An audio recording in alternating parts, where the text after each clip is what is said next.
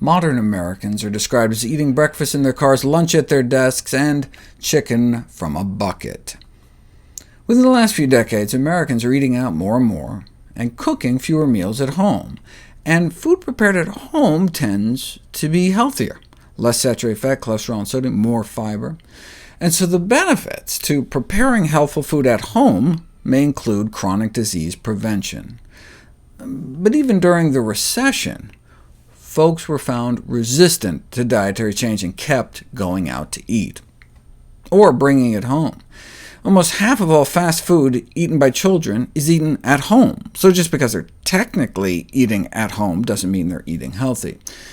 Even when food is prepared at home, it still may not mean much, as most dinners were found to incorporate processed commercial foods. Microwaving a frozen pizza ain't exactly home cooking. One of the problems is many people no longer know how to cook. For example, one study reported that 25% of the men had absolutely no cooking skills whatsoever. It is encouraging to see the new wave of interest in cooking, numerous TV shows, but what are they actually cooking? A study in the UK compared the nutritional content of meals created by television chefs with ready meals, like TV dinners, to compare both with nutrition guidelines set forth by the World Health Organization. They looked at 100 of each, and not a single one complied with the nutrition standards. And the TV chef recipes were even less healthy than the TV dinners. Many people just don't know how to make healthy food taste good. This is not a new problem. As an editorial in the Journal of the American Medical Association bemoaned back in 1913, in the United States, vegetables are frequently boiled in a way that deprives them of their characteristic odor and toothsomeness.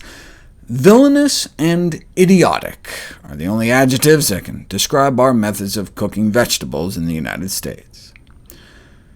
Is there any research showing that cooking meals at home actually improves health outcomes? Do people who cook live longer? We didn't know until now.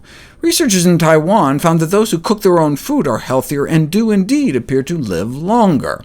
In a 10-year study, they found that those who cooked most frequently had only 59% of the mortality risk. And this took into account the exercise people got, grocery shopping, and physical function, chewing ability. So why did they live longer? Well, those that cooked ate more nutritious foods, as evidenced by their higher consumption of vegetables. The effect on mortality was much more evident in women than in men, though. It turns out that men were, with doubtful justification, more positive about the nutritive value of convenience food, so their idea of cooking was more like microwaving a Pop-Tart, whereas women who cook actually make better food choices. As one author noted, last century we began the long process of turning over to the food industry many of the decisions about what we eat.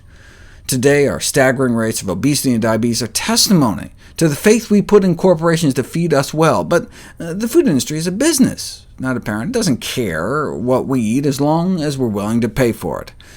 Home cooking these days has far more than sentimental value. It's a survival skill.